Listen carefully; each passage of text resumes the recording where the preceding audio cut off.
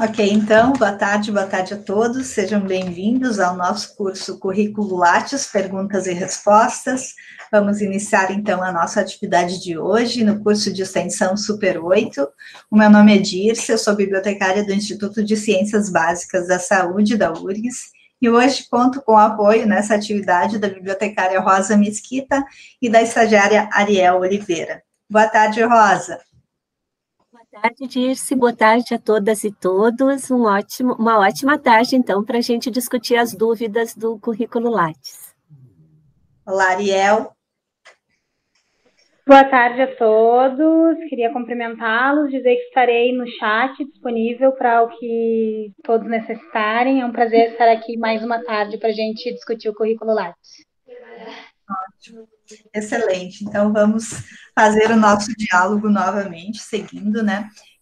Este curso, então, é quase uma sequência do currículo Lattes básico, mas não necessariamente, ele é independente, ele é um momento tira dúvidas. Nós trouxemos algumas questões aqui também, e pedimos a todos os participantes, para iniciar, que preencham o nosso formulário de presença, que será postado no chat pela Ariel, para que a gente possa registrar, então, a participação de vocês e emitir os certificados de extensão do curso, os quais estarão disponíveis lá no portal de extensão da URGS em breve para vocês. Então, a Ariel vai disponibilizar alguns links para vocês, preencham a presença e a gente agradece desde já a participação de vocês. Como mencionei, é um curso que faz parte, né, do curso de extensão Super 8 das bibliotecas URGS e visa qualificar, visa nos capacitar para a gente usar melhor as ferramentas, fontes de informação para nossas atividades acadêmicas em geral. O currículo Lattes, ele é visto no Super 8 como uma ferramenta de visibilidade. Reforçamos isso com vocês, a importância de dar visibilidade àquilo que produzimos, às nossas experiências, aquilo que fazemos na universidade. O currículo Lattes é uma importante ferramenta para isso. Existem outras que nós também trabalhamos no Super 8, mas o nosso enfoque aqui é o currículo Lattes e vamos falar sobre ele hoje. Quando a gente disponibiliza lá no currículo Lattes as nossas experiências, as nossas produções, a gente deixa público para todos acompanharem aquilo que estamos fazendo, aquilo que estamos produzindo. Essa também, então, é uma das intenções, né, de trabalharmos com essa questão, para que a gente preencha adequadamente o currículo e siga trabalhando com ele, ok?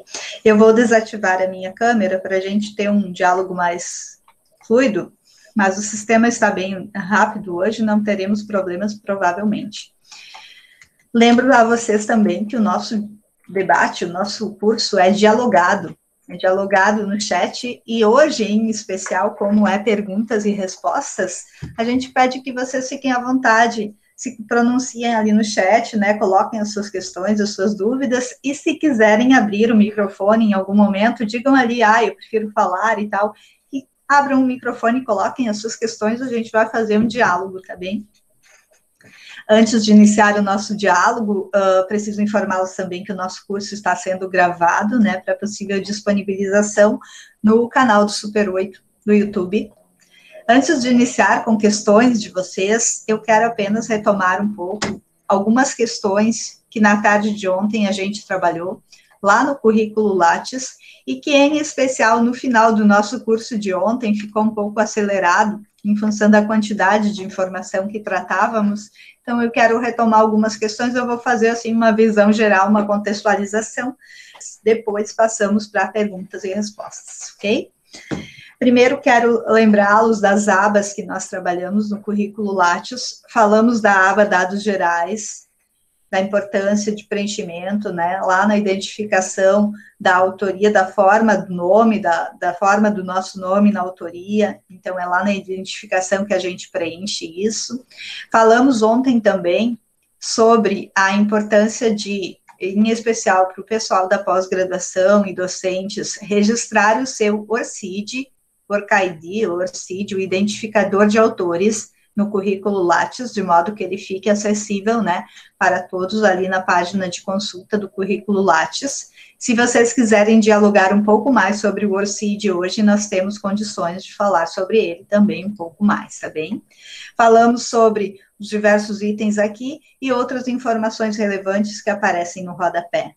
Depois nós falamos da aba formação, a importância de registrar a formação acadêmica formal, não é? Graduação, mestrado, doutorado, especialização, ensino médio, e a formação complementar, que é onde a gente coloca, então, os nossos cursos complementares, cursos de extensão, cursos de curta duração, cursos em geral que a gente faz e que complementam a nossa formação acadêmica, a nossa formação profissional. Então, na aba formação, a gente tem a formação acadêmica e os cursos na formação complementar. Falamos na aba atuação, essa aba, né, nos dedicamos bastante, porque é aqui na aba atuação que registramos em atuação profissional as nossas experiências, os nossos vínculos com as instituições, né, e dentro de um mesmo vínculo com uma instituição, ou de dois, se for o caso, a gente pode registrar diversas atividades. Então, todas as nossas experiências, desde uma experiência como bolsista, até uma experiência de ensino, de pesquisa, de participação em grupo de pesquisa, linhas de pesquisa, etc. e tal, são registradas na aba atuação, em atuação profissional. Esta é uma aba que merece, então, a nossa atenção para o preenchimento das nossas experiências aqui. Falamos também um pouco da aba projetos, em especial nos dedicando aos projetos de pesquisa, institucionalmente registrados, lembrem que eu falei, quem estava na atividade de ontem, que a gente registra aqui aquilo que já passou pelas instâncias da universidade, que está aprovado numa câmara de pesquisa, etc. e tal, que é um projeto de pesquisa registrado. Nós falamos também dos projetos de extensão, que têm o mesmo caráter, um projeto de extensão que também passa por instâncias da universidade a ser aprovado.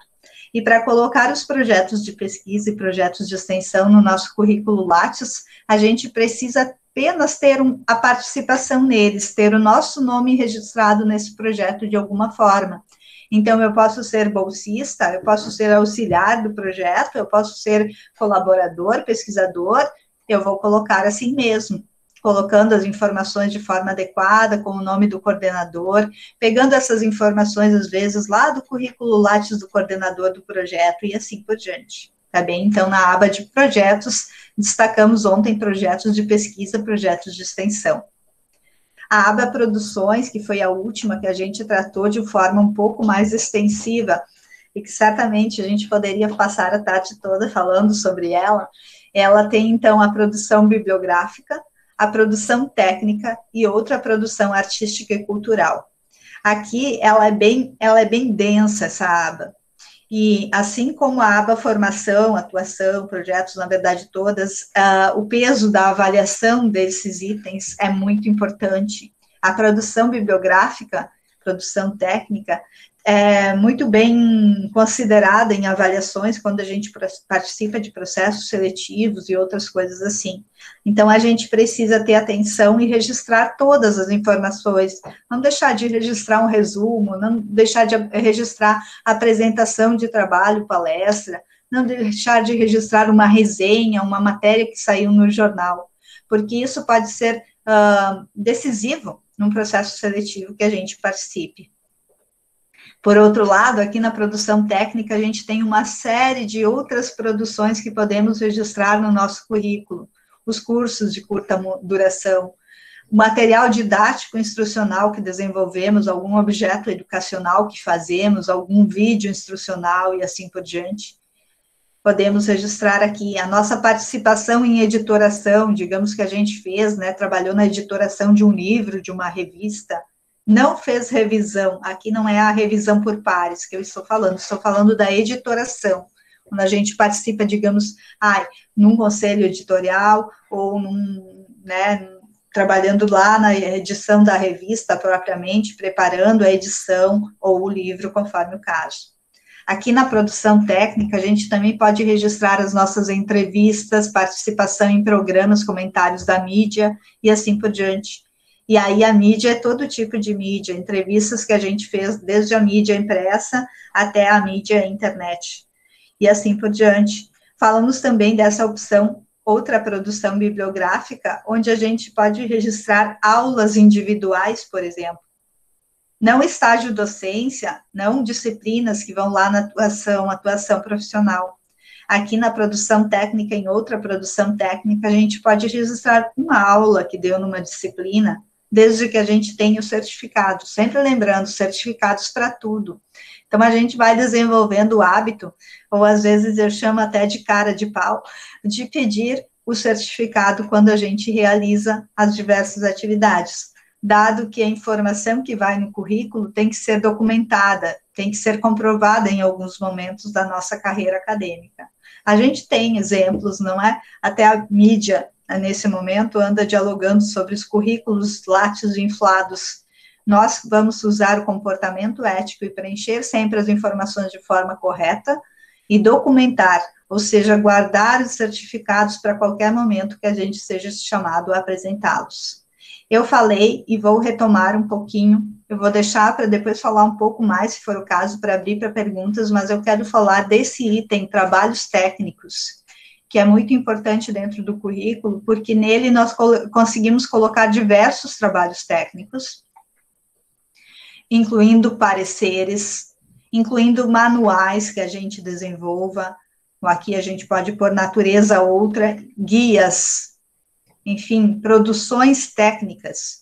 Se eu sou um engenheiro, fiz um laudo técnico, eu posso inserir aqui, claro, tenho que respeitar a questão do sigilo da informação, etc. e tal, mas é uma documentação técnica. E, em especial, aqui nós destacamos os pareceres.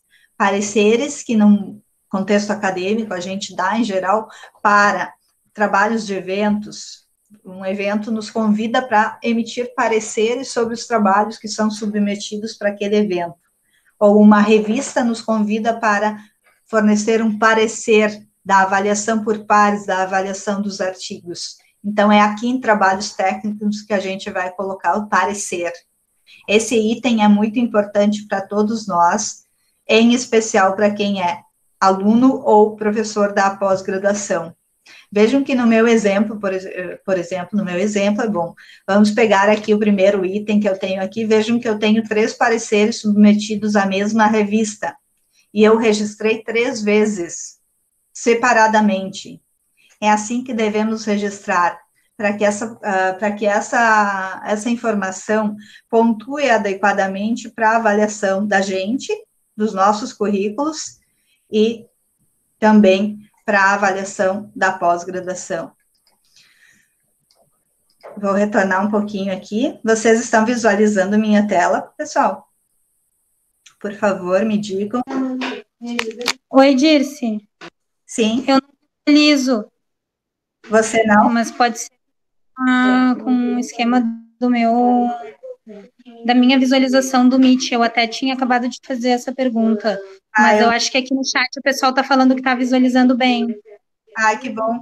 Façam o seguinte, se por acaso vocês não visualizam, tem um F5, exceto a Rosa, vocês vão sair da sala e voltar, tá? Não tem problema, tá?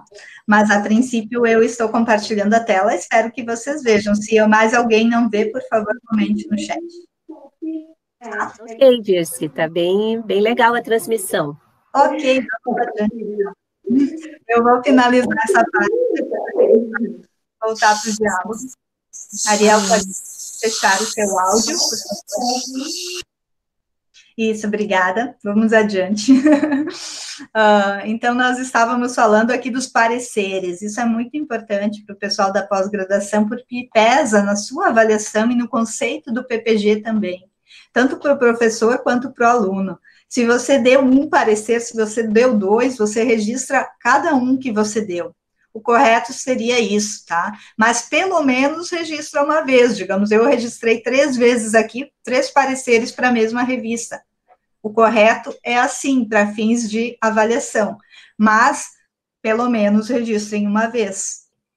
E aí eu vou passar para as áreas seguintes, e depois eu vou voltar para a gente falar de dúvidas, inclusive sobre os pareceres, se for o caso. Vejam só, ontem nós não detalhamos algumas abas que aparecem aqui no currículo Lattes, porque elas são mais específicas. Por exemplo, patentes e registros. Quem é que vai registrar isso? Quem tem uma patente registrada, ou um registro de patente submetido, pelo menos. Quem tem um programa de computador, quem tem cultivares, pessoal da agronomia, etc. Quem tem desenho industrial registrado, então, o pessoal da arquitetura, da engenharia, e assim por diante, tá bem? Então, se vocês tiverem isso, atentem que vocês têm possibilidade de registrar, e isso também é muito importante, na aba Patentes e Registros. As duas abas seguintes merecem, assim, uma fala da gente hoje para dizer o seguinte: a aba Inovação repete, em boa parte, o que está em outras abas. Ela repete o que está em Patentes e Registros em especial, vejam, aparece da mesma forma. Quando vocês registrarem aqui, está registrado em Patentes e Registros, vocês só vão usar a aba Inovação se essa patente, essa cultivar, esse programa de computador, tiver um enfoque claro em inovação. Aí vocês vão me dizer, bem, patente sempre é uma inovação. Ok, mas se for algo bem ligado à inovação tecnológica. Em caso de dúvidas, registrem apenas no caso na aba Patentes e Registros, para não duplicar uma informação sem necessidade.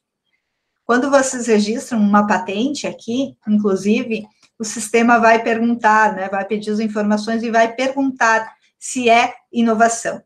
Aí vocês podem já dizer e vai aparecer nas duas partes. Isso quer dizer que se nós registrarmos nas duas abas, vai aparecer em dois lugares no currículo Lattes.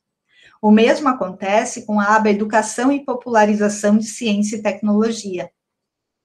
O que é isso? Educação e Popularização de Ciência e Tecnologia é divulgação científica, é educação para a ciência, é comunicação para a sociedade em geral. Vejam que como o Lattes é um instrumento acadêmico, não é? Todas as abas são voltadas àquela informação em geral que a gente produz no contexto acadêmico. A aba Educação e Popularização da Ciência e Tecnologia surgiu para incentivar essa produção que pesquisadores fazem para a divulgação da ciência. Vejam que ela também repete várias coisas que aparecem em outros lugares. A recomendação é, só registrem nesta aba quando vocês estão certos de que se trata de um material de divulgação científica. Então, quando a gente registra a nossa produção, um artigo de periódico, por exemplo, o sistema vai nos perguntar se é uma produção para educação e popularização de ciência e tecnologia. Se a gente disser sim, essa informação vai aparecer duas vezes no nosso currículo. É a mesma coisa que preencher aqui e dizer sim, é a mesma coisa que preencher duas vezes. Preencher ali na produções e preencher aqui em educação e popularização da ciência e tecnologia. Está certo preencher duas vezes? Está quando se trata de educação e divulgação da ciência e tecnologia, ok? Então, por exemplo, a gente comentou ontem que tem uns pesquisadores lá do nosso instituto que fizeram um livro sobre o neurônio, um livro destinado à educação de crianças na educação fundamental, no ensino fundamental, não é educação infantil, é ensino fundamental. Ou seja, é algo para educação científica nas escolas. Então, nesse caso, eles podem registrar o livro aqui. O correto seria mais registrá-lo aqui do que registrá-lo aqui, mas eles podem registrar nos dois lugares. Importante é que aqui sim, porque é uma coisa voltada para a comunidade em geral. Quando sai um texto, digamos, de divulgação numa revista, aí a gente também pode registrar aqui. Então, tem primeiro esse olhar, assim, é algo que é para a sociedade em geral, não é para os meus pares. Eu estou certo disso, que promove a divulgação científica, então, registrem também na aba de Educação e Popularização de Ciência e Tecnologia. Se não, registrem apenas na aba Produções, ok? Dúvidas sobre isso, vão colocando no chat que eu já vou voltar. Eu já quase passei dos meus 10 minutos, passei. Eventos. Falamos ontem da participação em eventos, da importância de registrar aqui a participação como ouvintes, participantes, ou como conferencistas convidados, não é?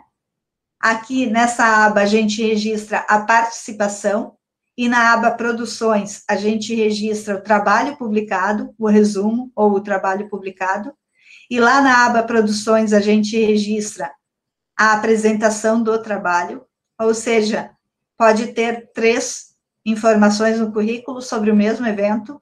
Uma é o trabalho publicado, outra é a apresentação do trabalho e outra é a participação no evento. Dúvidas, perguntem. Eventos, ainda tem a possibilidade da gente registrar a organização de eventos, a nossa participação na organização de eventos. Quando a gente está na pós, quando a gente está na iniciação científica, bem, eventos, a gente acaba contribuindo. Quando que a gente pode registrar aqui a organização? Quando a gente tem um certificado, ou quando o site do evento informa que a gente participou, ok? Então, lá está lá, comissão organizadora, fulana de tal, ok. Imprime aquela página, porque daqui a pouco não vai estar mais disponível online, e guarda para você. Ou, se você tem o certificado, guarda o certificado. Então, ontem, nosso diálogo foi basicamente sobre isso. Hoje, a gente pode desenvolver um pouco mais o diálogo sobre orientações, bancas, citações e outras questões que permeiam o preenchimento do currículo Lattes. Antes de falar, de seguir com o diálogo, eu quero voltar para o chat e ver se vocês têm alguma questão que vocês gostariam de levantar nesse momento, ou se vocês preferem que eu siga o diálogo, fale dessas outras abas, fale dessas questões, e vocês vão colocando as suas perguntas. A atividade é bem dialogada, então, se vocês tiverem, assim, uma dúvida específica, no meu currículo eu queria preencher tal coisa e não tenho certeza como é, fiquem à vontade para colocar. Eu vou parando, vou voltando, vou falando. Pela nossa experiência de diálogo, a gente sempre percebe que, às vezes, a dúvida de um é a dúvida do outro. Então, mesmo que vocês acharem que sejam questões simples, fiquem à vontade para colocar, tá bem? E se vocês acharem que eu estou repetindo informação que vocês já sabem, tipo, coloquem ali também. Oi, Patrícia, que bom que você voltou. Pode colocar a sua questão se quiseres. Enquanto isso, a gente vai dialogando. A Cíntia chegou também, que está vendo o diálogo mais acima. Por favor, preencham a nossa lista de presença, enquanto a gente vai aguardando questões de vocês. Oi, Rebeca, boa tarde. E a Patrícia está participando da organização de um evento que está acontecendo. Que bom, que bom. Você aguarda para colocar no Lattes? Deixe-me ver. Na verdade, em geral, a gente aguarda, sim. A gente aguarda aqui a finalização do evento, mas você viu que tem várias atividades que a gente pode colocar quando estão em andamento, né? Então, vamos ver se é o caso do evento aqui. Creio que não, que a gente põe só ao final. Em geral, é melhor, aqui no caso do evento, veja, recomendo que vocês coloquem após realizado o evento, porque não tem a possibilidade de registrar evento em andamento, aqui parece que é mais no final, assim, então eu participei de uma exposição, vou colocar um congresso, que é mais a natureza, né, qual a sua participação na organização, e aí você põe o título do evento aqui e o ano em que foi realizado. Eu gosto sempre de recomendar que vocês coloquem um pouco mais, então, assim, põe o Congresso Brasileiro de Biblioteconomia aqui. Tá, mas qual foi o tipo de participação? Assim, eu era presidente do evento, presidente do Congresso Brasileiro de Biblioteconomia, ou eu era membro da comissão organizadora. Por isso que é bom também, Patrícia, registrar ao final, muito boa a tua questão, porque quando, ao final, em geral, a gente recebe um certificado, se não recebe, a gente pede, que diz lá a nossa atuação. Então, em geral, os membros dizem, os certificados dizem, membro da comissão organizadora, ou lá no site tem assim, membro da comissão executiva, ou membro da, como se diz, comissão científica, ou a comissão financeira. Aí você pode colocar aqui, membro da comissão, acho que não é financeira, vou botar científica, porque eu não lembro o termo da financeira. Científica da semana acadêmica da biblioteconomia, digamos, tá? E aí fica claro, né, que você trabalhou na comissão científica, como pode dizer lá no seu certificado, como vai dizer no site. Então, e o meio de divulgação aqui é do evento, né? Então, agora a gente colocaria digital. Vejam que até aqui aparece uma produção para educação e popularização de ciência e tecnologia. Não. Qual é a instituição? Se for a URGS, duração em termos de semana, 1. E assim por diante. Aí você vai colocar a ordem dos autores. Legal que chegamos aqui. Então, você pode colocar só o seu nome ou pode colocar todos os membros da comissão científica que nós mencionamos lá em cima, ou da comissão como um todo. Em geral, no evento, basta o seu nome. No seu certificado, em geral, vai ter apenas o seu nome, ok? Não é que nem uma publicação que é preciso registrar o nome de todos os participantes. Era isso, Patrícia? Sim, você prefere aguardar o certificado. Porém, às vezes, o certificado demora mais do que a gente gostaria. Então, se você tem informação no site, por exemplo, né, você pode emitir lá, imprimir a página, gera um PDF da página e guarda.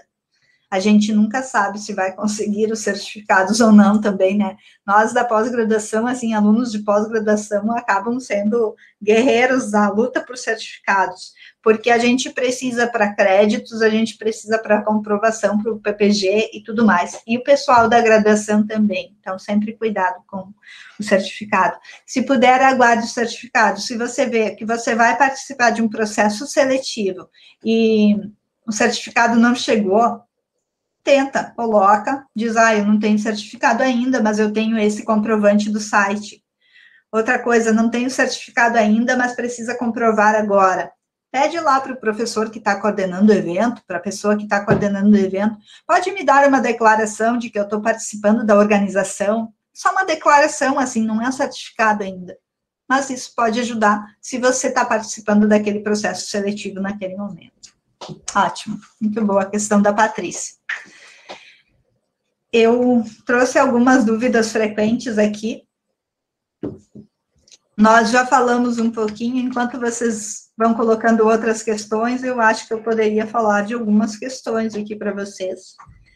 Primeiro, vou perguntar, ficou claro para todo mundo a questão do ORCID no currículo Lattes? Vocês sabem o que é o ORCID? Esse querido aqui, ORCID, deixei o nome no chat. Vocês têm ORCID registrados já? Se não tem? Patrícia, muito bom. Tá desatualizado o meu também, não deveria ser assim. Eu também não deveria estar desatualizado, ok? No Lattes não ajuda muito, né? Mas, enfim, fica o link ali para você fazer essa integração, para quem visualizar o seu currículo, poder acessar o seu ORCID. Isso, muito bem. E a Patrícia está dizendo, precisamos para as revistas. As revistas agora, quando você vai submeter um artigo, pedem o seu ORCID. E aí, vejam só, gente, para mim ele é importante, talvez para vocês não. Eu vou buscar outra pessoa aqui. Eu estava buscando, deixa eu ver, quem que eu posso buscar, sei lá. Vou buscar alguém lá do ICBS, algum pesquisador. Que para mim ele é importante, um estímulo para mantermos atualizado, Patrícia, eu, você e todos os demais, que ele é uma espécie de um currículo internacional. Vejam aqui, essa pesquisadora lá do ICBS, inclusive, ela colocou a sua biografia aqui em inglês, muito bem. E eu venho aqui e tenho informações sobre ela. Vejam como o ORCID dela está bem preenchido. Não sei se está atualizado, porque ela é muito produtiva, não vou olhar, não vou conseguir dar conta disso. Mas eu tenho as informações dela aqui. Eu estou interessado nesse pesquisador, eu vou ver, eu vou saber o que ele está fazendo. Da mesma forma, quem está interessado na nossa produção. Então, a gente deveria ter o hábito de atualizar o Lattes e o ORCID, de preferência ao mesmo tempo, com a vantagem de que o ORCID se atualiza sozinho quando a gente publica um artigo na revista e já tinha o nosso ORCID. Quando a gente submete, então, que era o que a Patrícia estava falando, a revista pede o nosso ORCID. Para quê? Só para complicar? Não. Depois ela vai enviar os dados para a ORCID e a ORCID vai atualizar automaticamente os nossos dados aqui no currículo. Ela vai pedir para a gente, vai enviar um e-mail para a gente, vai dizer, Dirce, esse artigo é seu mesmo? É. E aí atualiza o ORCID para nós. Mais do que isso, quando a gente está numa base de dados e alguém for pesquisar pelo nosso nome ou pelo nosso ORCID, quando tiver essa possibilidade, vai encontrar as nossas publicações. Então, o ORCID é um instrumento de visibilidade. E então, como a gente precisa publicar e ser visível, é importante nesse sentido, ok? Então, a recomendação é atualizem o currículo Lattes, atualizem, eventualmente, o seu ORCID também, ok?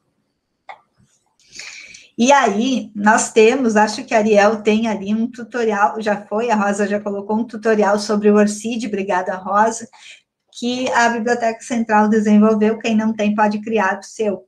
E se tiver dúvidas, pode escrever para a gente.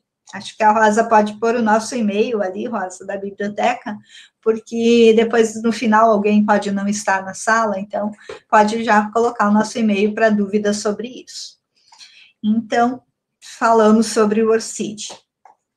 Outra dúvida muito frequente, e que nós falamos no curso de ontem, mas talvez não sei se todos estavam, é sobre a atuação profissional, os vínculos e atividades. Então, vou retomar só um pouquinho isso, sem querer ser repetitiva e chata, mas isso é muito importante para vocês terem claro de que, então, nós temos experiências ligadas a instituições, não é? Nós temos vínculos com instituições, temos vínculos, digamos, com a URGS, e dentro de um vínculo, nós podemos ter várias atividades associadas.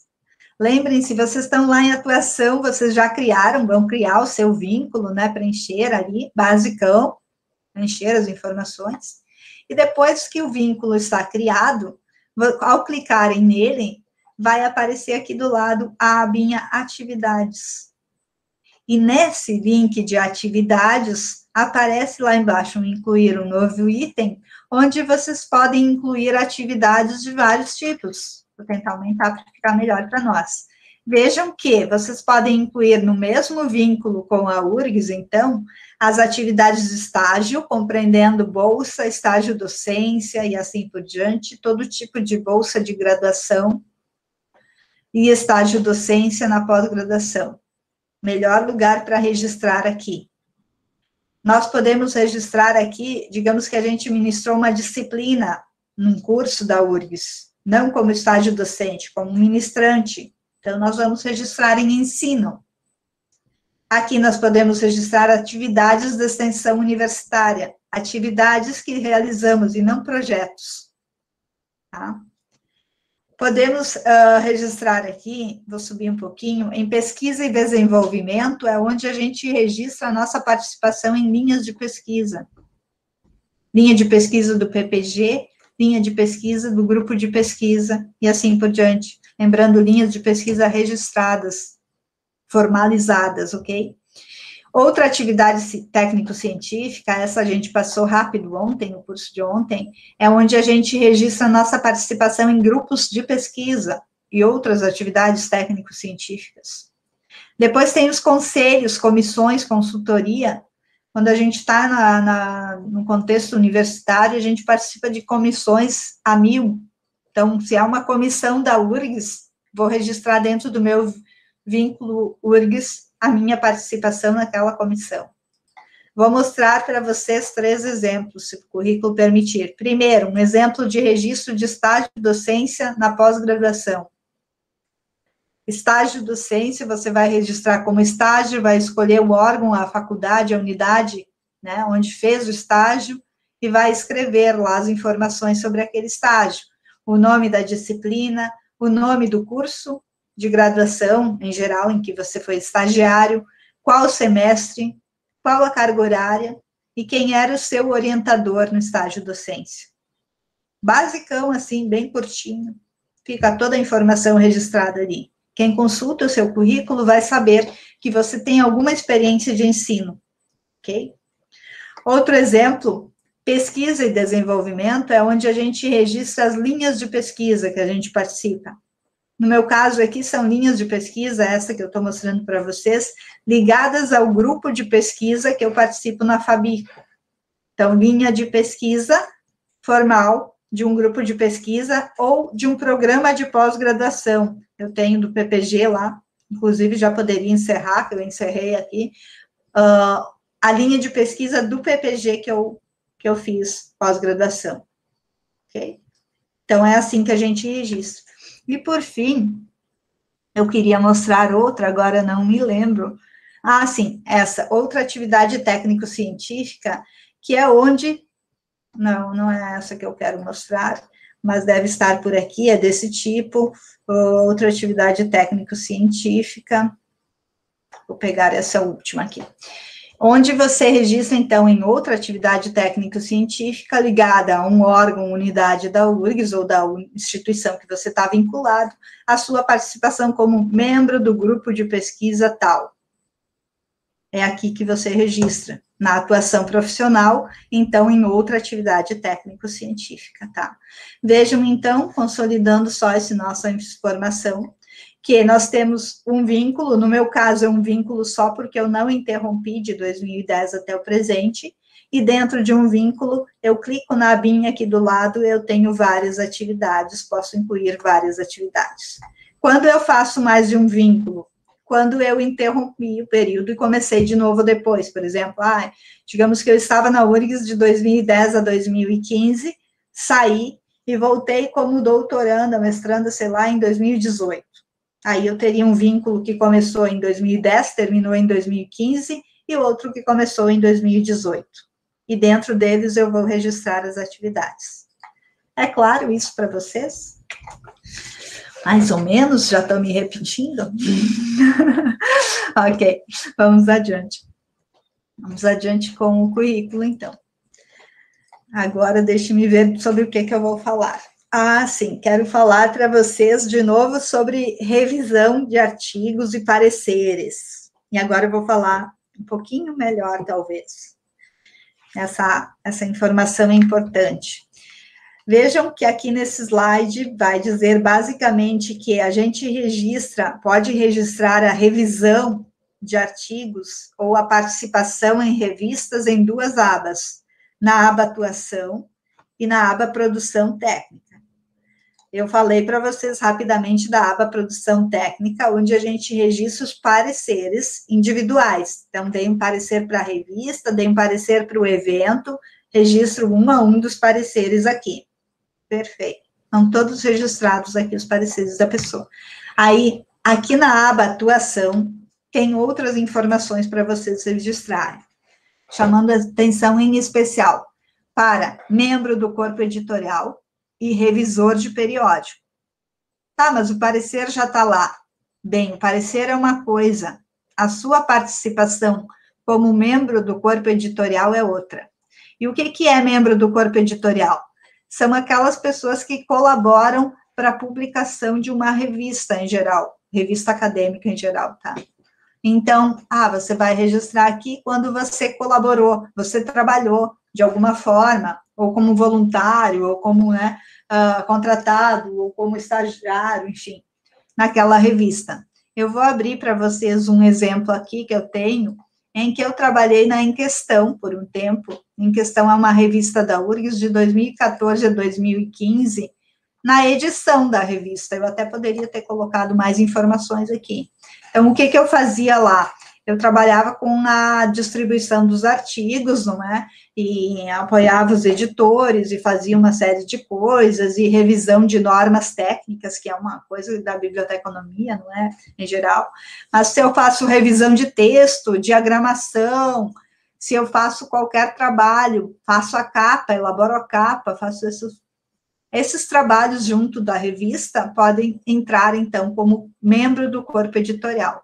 E eles vão corresponder ao período exato em que a gente trabalhou naquele projeto, naquela revista, não mais nem menos. Então, até aquele período, saí, não sou mais membro do corpo editorial, terminou naquele momento. Mas você dá pareceres para Em Questão de vez em quando? Eu dou pareceres, mas dar pareceres não é ser membro do corpo editorial. Corpo editorial é quem trabalha efetivamente na revista, ou quem é, e daí eu vou mostrar um outro exemplo para vocês, uma revista mais simples aqui da nossa área, quem é membro do corpo editorial como um conselho consultivo permanente. Então, se você é membro de um corpo editorial, assim você também registra como corpo editorial. Para isso, seu nome tem que estar lá, ou no site, ou tem que estar em algum lugar, em algum certificado. De novo, vejam como é importante isso, dos certificados. Quando eu saí da revista em questão, em 2015, eu pedi uma declaração. Tá, eu sei que parece neurose, tudo vira certificado. Mas, para fins de comprovação acadêmica, na época também eu estava na pós-graduação, aquilo valia créditos, não é? A gente pede certificado, pede declaração. Então, membro de corpo editorial, quando trabalhamos para uma revista. Revisor de periódico é mais semelhante ao parecer, é parecer, mas de outra forma um pouco mais ampla. Deixa eu dizer para vocês. Quando que a gente é revisor de periódico? Quando a gente dá pareceres de forma continuada para uma revista. Meu aqui está até desatualizado, mas vou pegar esse exemplo aqui, Ciência da Informação. É uma revista que, desde 2016, pede pareceres da minha área, claro, para mim. Ou seja, eu sou revisora permanente. Então, eu posso colocar aqui que eu sou o revisor dessa revista, nesse período. Se ela pede permanentemente, no decorrer do ano, ela me anda 1, 2, 3 pareceres para fazer. Então, eu posso colocar aqui em revisor de periódico. Agora, se a revista me pediu 1, 2 pareceres, eventualmente, nunca mais me chamou, eu não ponho aqui. Eu sou só parecerista, ad hoc, que chamo, né? Esse termo aqui, eu não sei falá-lo bem, vou colocar no chat. Ad hoc. É quando você dá um parecer, eventualmente, para uma revista. E aí, você vai colocar esse parecer lá na produção técnica. Você não vai dizer, eu sou revisor desse periódico permanentemente. Você vai dizer isso apenas quando você já tem, assim, faz um ano que essa revista sempre me chama. Ou eu recebi um documento da revista dizendo que eu sou o revisor de periódico dela. Tem alguma coisa assim. Aí você coloca aqui. E isso aqui pontua muito também no contexto acadêmico. Então, mantenham isso atualizado.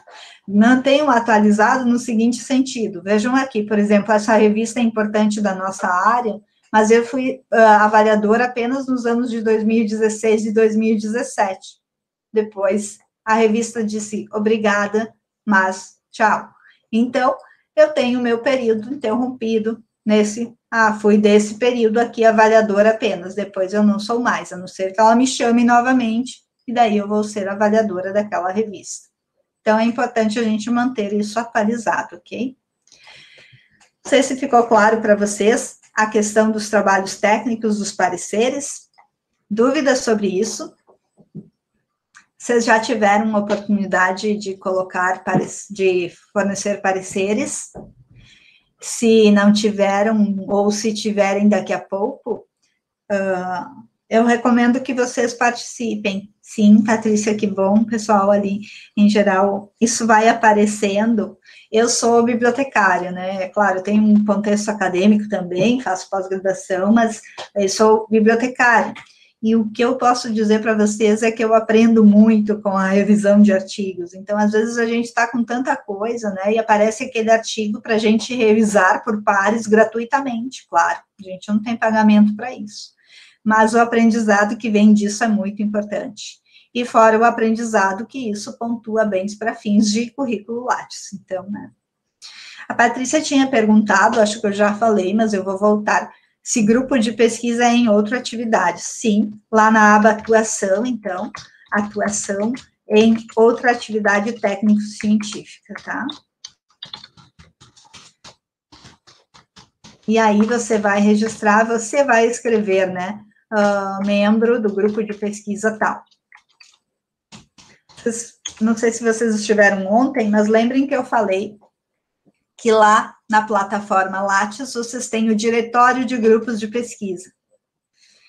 Então, por exemplo, para o pessoal da pós-graduação, como a gente está com um grupo menor hoje, eu acho que eu posso dar um exemplo aqui para vocês.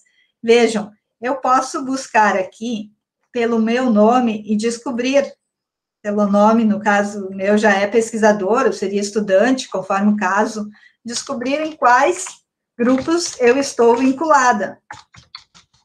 Vai que o professor me tirou do grupo e eu estou ainda com meu currículo Lattes desatualizado. Então, façam uma busca, descubram.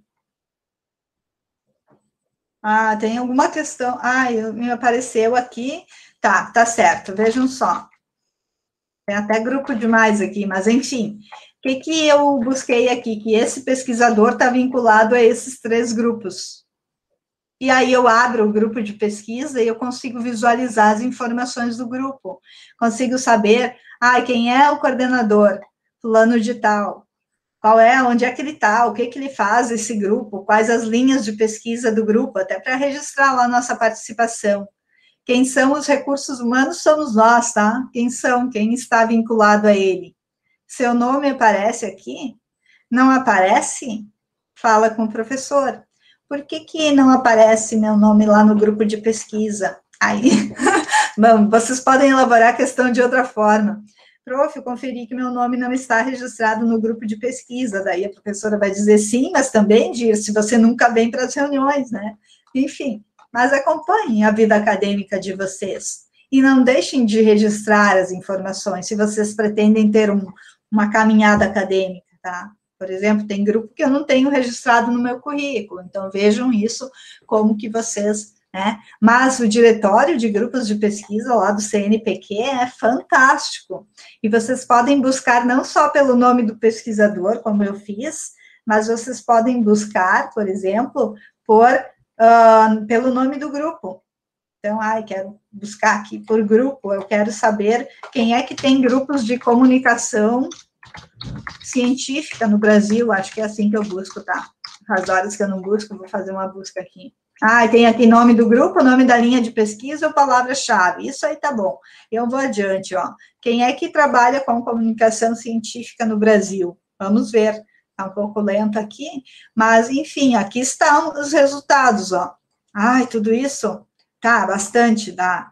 Posso tirar as palavras-chave, se eu quiser, mas isso aqui, para mim, parece muito interessante, viu, pessoal? Porque eu posso reduzir, tirar a palavra-chave, deixar só no título e tal, para ter um resultado um pouco menor. Mas vejam que interessante. Quem é que está trabalhando com o quê? Não para vasculhar a vida alheia, para estabelecer colaborações, para ter conhecimento da minha área, para conhecer a minha comunidade científica, e assim por diante. Então, é riquíssimo o diretório de grupos de pesquisa lá na página inicial do currículo Lattes para vocês buscarem. Me desviei um pouco, mas enfim, estamos aqui, estamos no rumo, ok? Vamos adiante. Então, nós falamos sobre os pareceres, tá bem? Recomendo que vocês façam pareceres quando tiverem oportunidades. E ontem nós falamos, eu vou falar mais desse assunto, depois a gente vai lá para as abas finais. Nós falávamos ontem sobre o registro de publicações com e sem DOI. Essa é uma pergunta muito frequente que a gente ouve, e eu acho que, não sei se ficou claro ontem para vocês, mas gostaria que vocês saíssem daqui com essa mensagem clara, de que toda produção, artigo, trabalho de evento, etc., pode ser registrada com ou sem DOI. Não há obrigatoriedade de ter o DOI para registrar a publicação. Porque muitas vezes chegaram questões para a gente assim, eu não tenho DOI, não posso registrar no meu currículo Lattes. Não é verdade. Toda publicação pode ser incluída com ou sem DOI. E sabem por que a gente pergunta isso? E eu digo a gente porque eu sou craque em perguntar coisas que estão escritas na tela. Então, se eu não tenho DOI, eu vou digitar parte do nome da revista. Se eu não tenho o nome da revista, eu vou digitar o ISSN, que é o código da revista. E assim por diante. É mais comum os artigos de periódicos terem DOI. Em algumas áreas, já é comum os trabalhos de eventos terem DOI. Por isso que aparece aqui, mas não é obrigatório. Então, eu posso deixar esse campo em branco e seguir. Mas sempre que eu tiver o DOI, eu vou registrá-lo, porque ao registrar o DOI, especialmente nos artigos, né, lembrem que eu falei ontem que quando eu coloco com DOI, ele faz link direto para o meu artigo lá na página de visualização. Então, se eu tenho DOI, eu ponho DOI. Deixa eu ver o que eu tenho mais aqui. Eu estou nos trabalhos de eventos, eu queria mostrar um exemplo para vocês de artigo, então, né, produções, artigos. Outra vantagem de se colocar com DOI, então, sempre que a gente tiver o DOI, qualquer pessoa está olhando o nosso currículo, pode clicar lá no DOI e ir para o nosso artigo. Visibilidade, ok, estratégia. Outra questão é que ele faz a contagem de citações da Web of Science Scopus, vou falar dessas bases para vocês. Se tem o DOI, senão ele, às vezes, não, em geral, não faz, só faz se tem DOI, ou se tem aqui o JCR, que vem da Web of Science, ok? Então, posso registrar com ou sem DOI. A única objeção, única questão que nós falamos ontem, vou retomar aqui, é que a gente não pode registrar livro ou capítulo de livro sem DOI ou ISBN. Esse é obrigatório. É obrigatório o ISBN em si. O DOI surgiu há pouco. Mas, digamos que o livro não tem ISBN, tem DOI, você registra com DOI. Esse é um alerta para que vocês publiquem em livros com ISBN, em editoras que concedem ISBN. Se vocês vão fazer uma publicação de autor, procurem a biblioteca da universidade de vocês, da unidade acadêmica de vocês, e digam, eu preciso de um ISBN. A biblioteca vai orientá-los ou viabilizar o ISBN para vocês, tá? Não publiquem sem ISBN. Então, a questão do DOI é tranquila, facinha, e agora nós vamos adiante. Deixa eu ver como é que estamos lá no chat. Tudo bem? Então tá, eu vou passar para as outras abas, enquanto vocês não apresentam outras questões. Vou falar dessas 3 abas que nós não detalhamos ainda, que são as abas orientações, aba bancas e aba citações. Este é um nível mais de pós-graduação, mas sempre o conhecimento é útil, né? Então, né, vamos adiante. E se tem questões mais básicas, vamos retomando, sem problema. Na aba orientações, a gente registra orientações e supervisões concluídas ou em andamento. Veja que são 2 aqui, sim, eu estou orientando, eu não preciso terminar a orientação para registrar. Quando terminar essa orientação aqui, o que eu vou fazer? Eu vou dá-la por concluída, salvar como orientação concluída. Vou preencher as informações que faltam e vou salvar como orientação concluída. E ela passará a aparecer, então, logicamente, aqui em orientações e supervisões concluídas. Aqui tem uma dica importante para vocês, a orientação, ela surge mais num contexto de pós-graduação, né, em especial no doutorado, mas eu quero mostrar para vocês que não é só orientação de TCC que cabe aqui. Vejam que tem aqui embaixo as orientações de outra natureza. Então, por exemplo, para quem trabalha num contexto profissional, digamos, eu sou farmacêutico, e eu recebo um estagiário curricular para orientar, eu posso registrar aqui no currículo em orientação de outra natureza. Tem vários outros nomes para estagiário curricular nas diferentes áreas, tá? Mas vocês entendem, é alguém que está terminando, está fazendo sua formação em farmácia e vai lá fazer o seu estágio sob orientação do farmacêutico. Então, nesse caso, é uma orientação de outra natureza e vocês podem registrar aqui. Título do trabalho, estágio curricular, não tem título de TCC nesse caso. E aí, você coloca as informações, veja só, instituição, curso, etc., e salva essa informação, tá bem? Então, para a orientação de estágio curricular, também existe essa possibilidade. E aí tem a questão do orientador e co-orientador, tá? Quando eu salvo essa informação, lá no meu currículo vai aparecer que eu sou orientadora. É assim que é, não se preocupem com isso. Beleza até aqui?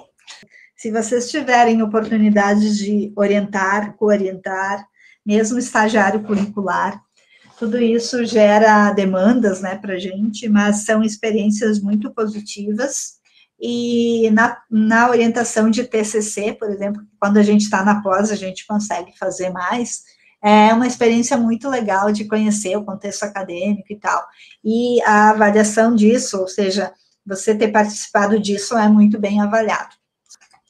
Vamos passar para a aba seguinte, orientações, ok? Qualquer coisa vocês colocam aí. Além da orientação, tem as bancas. E as bancas se dividem aqui em 2 grupos. Banca de trabalho de conclusão, banca de comissão julgadora. Comissões julgadoras são aquelas bancas que avaliam, digamos, trabalhos para uma avaliação de premiação de trabalhos num evento. Ou que avaliam um professor que fez seleção para um concurso numa universidade. Então, bancas de prêmios ou bancas de comissões julgadoras nesse contexto, ok? Como aluno de pós, em especial do doutorado, a gente pode participar, por exemplo, das comissões julgadoras do Salão de Iniciação Científica, do Salão de Ensino, do Salão de Pós-Graduação da URGS. Em geral, tem inscrição para isso. Então, fiquem atentos, vocês têm essas possibilidades. Então, você vai lá, participa da banca avaliadora, isso é banca avaliadora, você recebe um certificado, uma experiência muito legal. Não sei como vai ser esse ano com o virtual, foi esse ano? Foi? Meu Deus, estou atrasada. Já foi o salão. Mas nos próximos anos, fiquem atentos se vocês tiverem interesse. Uma experiência bem interessante também. E aí, vocês podem registrar a participação em comissões julgadoras. Outro exemplo que eu tenho aqui, posso mostrar para vocês, é a questão de premiação de trabalhos num evento. Então, se você participa da análise e avaliação dos trabalhos, o meu é super simples, aqui é o Encontro Nacional de Estudantes de Biblioteconomia, mas eu tenho um certificado, digo para vocês, tudo isso é importante, são experiências na nossa carreira acadêmica. Então, bancas de comissões julgadoras é isso. Já as bancas de trabalhos de conclusão, são bancas de trabalho de conclusão, aí de graduação, especialização, mestrado e doutorado, conforme o caso de vocês. A gente vem aqui, seleciona o tipo, e aí preenche as informações. O título, o ano, o nome do candidato, que é o nome do aluno, a instituição, o curso, etc. e tal. E aí, aqui, nome dos participantes, importante. No caso das bancas de TCC e de comissões julgadoras, vocês podem registrar, ou no caso das bancas de TCC, vocês devem registrar o nome de todos os participantes da banca e não apenas o seu, tá? É de bom tom fazer isso. Digamos, você foi avaliador e tinha a Rosa e tinha a Ariel. Registra o nome dos 3. Aí a ordem não tem uma ordem definida, mas você pode definir que o seu nome vai ser sempre o primeiro ou sempre o último, ok? E importante, se você é orientador do trabalho, o orientador, em geral, está junto na banca, né? Mas o orientador não coloca aqui na banca, ele só coloca na orientação. Só a orientação. Ele vai lá para a banca, está junto, mas ele não faz parte da banca, ok? Então, só registra em orientação, não registra em banca, porque daí não é adequado. Bancas de TCC, todo mundo bem até aqui? Dúvidas? Querem falar de outra coisa? Tá valendo, tá? Se vocês não puxarem outro assunto, eu vou puxar o assunto das citações. É um assunto de conhecimento geral e bem interessante para o mundo acadêmico, tá? Então, eu posso ir adiante com as citações. Ok, vamos lá para o currículo Lattes e vamos falar das citações. É a última aba do currículo, né? E uma das mais recentes, incluídas no currículo também. Vejam que aqui em citações aparecem, então, alguns itens. Citações no Easy, citações no Cielo, na Cielo, na Scopus e em outra base bibliográfica. Isso significa que eu tenho citações de acordo com a base de dados em que as minhas publicações estão. Então, citações na Web of Science, citações na Cielo, citações na Scopus. Cada base de dados tem um escopo, tem uma cobertura de materiais que ela indexa. E de acordo com o que ela indexa, eu recebo ou não citações daqueles trabalhos. Isso quer dizer que eu posso ter um monte de citações na Scopus e ter menos no EASY, Web of Science. E vejam que aqui tem citações em outra base bibliográfica. Sempre atentem para esse aqui, eu vou falar dele no final, tá? Citações em outra base bibliográfica, e daí o spoiler. Google Acadêmico, Google Scholar, tá? Lá a gente, em geral, tem mais citações. Vou começar pelas citações no EASY. Ah, fácil, tem 3, 4 campos aqui para preencher, beleza. Ok. Mas o que a gente preenche aqui? Vejam só. Não é criatividade, aqui é dado, preencher dados. Primeiro, o número total de citações, o número de trabalhos que tem naquela base de dados, a data que a gente está preenchendo, e o índice H, que aqui eles chamam de fator H. No caso da Web of Science, tem índice H. Ok? Bem, eu vou acessar o Web of Science e vou fazer um exercício, mostrar isso para vocês. A Web of Science tem, então, publicações, e lá eu tenho um determinado número de citações. Citações são menções feitas às minhas publicações. Menções e referências que foram feitas para os meus trabalhos. Citações, basicamente, é isso. No contexto acadêmico, é isso. Número de trabalhos equivale ao número de publicações.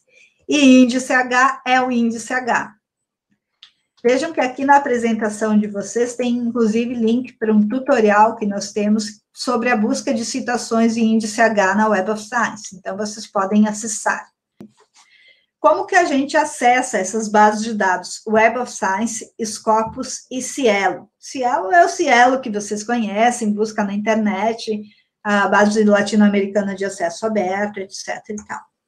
Mas, para citações, é melhor usar a versão que está no portal de periódicos da CAPES.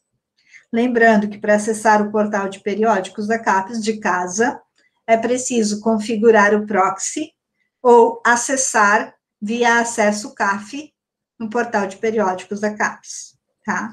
Então, se vocês nunca fizeram isso, não sabem sobre isso, depois vocês fiquem ao final com a gente e vocês vão ter informações sobre isso.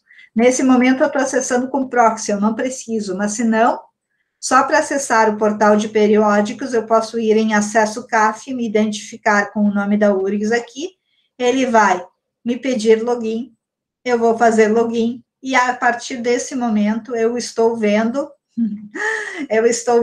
todo o portal de periódicos da CAPES completo. Com proxy, ou com esse login, a gente vê o portal completo, com as publicações pagas. Sem proxy, sem login, vamos ver só o acesso aberto. Aí é bem pouquinho, ok? Em comparação com o total do portal. Aí vamos lá. A gente quer acessar a Web of Science. A Web of Science é uma base dentro do portal de periódicos da CAPES. Se é uma base de dados, eu vou buscar aqui, em buscar base. E vejam que eu não estou buscando ela no Google. Por que não? Se tu está com proxy. Não. Eu preciso buscar as bases de dados preferencialmente por aqui, ou pelo link que tem lá no site da Biblioteca Central da URGS, por exemplo. Porque se eu buscar no Google, ele vai me pedir login e não existe login. Eu preciso acessar por aqui. Eu estou fazendo uma busca por uma base de dados, eu cliquei em base, Web of Science, e lá vamos nós. Nós vamos encontrar a base de dados e acessar a interface dela. Vejam que aqui tem a Web of Science, essa é a base de dados multidisciplinar, ela é fantástica, além de produções, ela tem citações. E eu vou fazer a busca por autor aqui. Como eu tenho muito poucas publicações, eu vou usar, a gente estava buscando lá, vou usar o nome da pesquisadora que a gente estava vendo lá do CBS, e vou buscar citações dela. Vocês viram que eu fui muito rápida, mas eu fui ali na pesquisa por autor, depois eu mostro novamente, ok?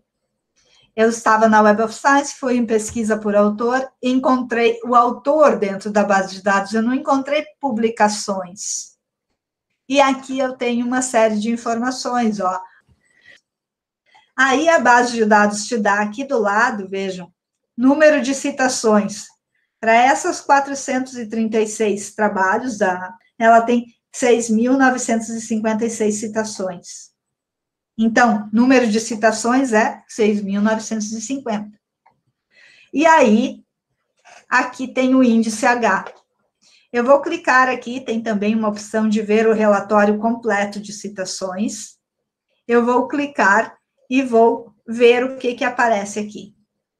Índice H, 38. Citações, 6.956. Tudo certo, até aí tudo certo. O que eu quero falar para vocês sobre o índice H? 38 é o número de trabalhos que receberam pelo menos 38 citações.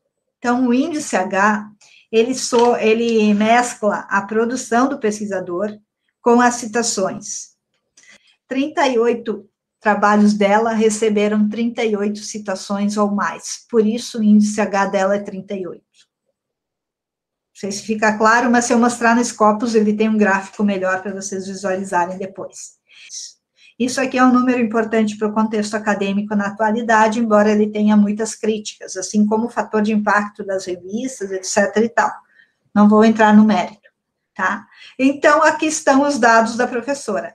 Agora, para fazer um exercício um pouco mais, simples, eu vou fazer pelo meu nome. Então, vejam aqui na Web of Science, busca por autor, deve ter quase nada, mas o meu nome, então, eu vou buscar por mim mesmo, busca por autor, que eu quero saber as minhas citações. Mas o que eu quero dizer que para pessoas menos experientes ou com menos impacto, isso vai ser um pouco diferente. Então, assim, vai ter o nome da pessoa e as publicações. No meu caso, eu tenho 9 publicações lá e pouquíssimas citações, ninguém me cita, e etc. e tal. E meu índice H é 2, ou seja, pelo menos 2 artigos têm 2 ou mais citações. Pobrezinha, assim, mas enfim, vamos indo, cada um na sua, Então, assim, é por isso que tem esses dados. O que eu faria agora? Eu vou para o currículo Lattes, preencho. Eu vou apenas atualizar a data. Vou colocar que hoje é dia 14, vou colocar a forma do nome que eu busquei lá na base de dados e vou salvar. Pronto, atualizei a informação de citações na Web of Science. Muito estranho para vocês? Ou vamos? Vou fazer, estamos com tempo, eu vou fazer o mesmo exercício na Scopus e depois eu vou mostrar o Google Scholar. Só comentando por alto, então. Se eu quisesse buscar na Cielo, para buscar as citações, é melhor buscar aqui no portal de periódicos da CAPES, existe o Cielo Citation Index, que é dentro da Web of Science, e lá vai acontecer a mesma coisa que na Web of Science, só que com as citações da Cielo, tá? Consultem nosso tutorial. Então, se vocês querem obter as citações na Cielo, busquem o Cielo Citation Index dentro da Web of Science. Tem o tutorial lá na apresentação. E na Scopus, a Scopus é uma boa alternativa, porque em algumas áreas ela tem maior cobertura da América Latina e acaba resultando em mais citações, porque tem mais publicações lá dentro, então, a contagem de citações aumenta. Então, vocês vêm para a Scopus e vocês vão fazer a mesma coisa. Vamos fazer aqui, então, a busca agora. Vamos fazer a busca pelo meu nome, então, só para a gente ver como é diferente. Vou clicar sobre o número de documentos desse autor, e eu vou chegar nos 5 trabalhos que eu tenho na Scopus. Vocês viram que lá na Web of Science tinha mais. Então, cada base de dados vai ter um número de publicações ou de citações, conforme o caso, tá? E aqui, vejam só, eu consegui agora clicar e ativou a visualização do relatório de citações dentro da Scopus. Então, os 5 trabalhos indexados na Scopus, vai agora mostrar o relatório de citações para nós. Não tem nada, eu tenho que mostrar aqui abaixo para vocês, mas estamos todos aprendendo. E aí, aqui ele está dizendo que os meus 5 trabalhos têm 3 citações na Scopus. Esse exemplo não é bom, porque eu queria mostrar de alguém que tivesse mais citações para ficar mais claro. De qualquer forma, eu vou mostrar o gráfico do índice H, porque aqui é bom de a gente visualizar. Então, lembrem que eu falei que o índice H, o número do H, é onde aquele autor tem pelo menos tantos trabalhos com tantas citações. Quando o número de citações encontra o número de publicações, é que se faz o índice H.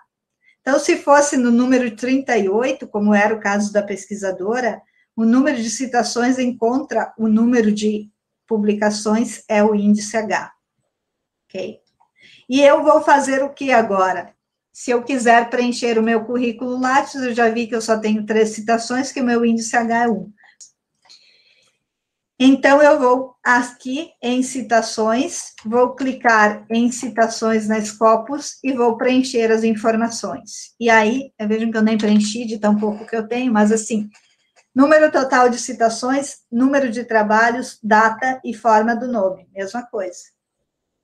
E vejam que aqui não tem o índice H. No currículo Lattes, só é possível colocar o índice H da Web of Science. Na Cielo, na Scopus, não é possível colocar o índice H, ok? Meio confuso, né? Complexo, né, Patrícia? Eu também acho.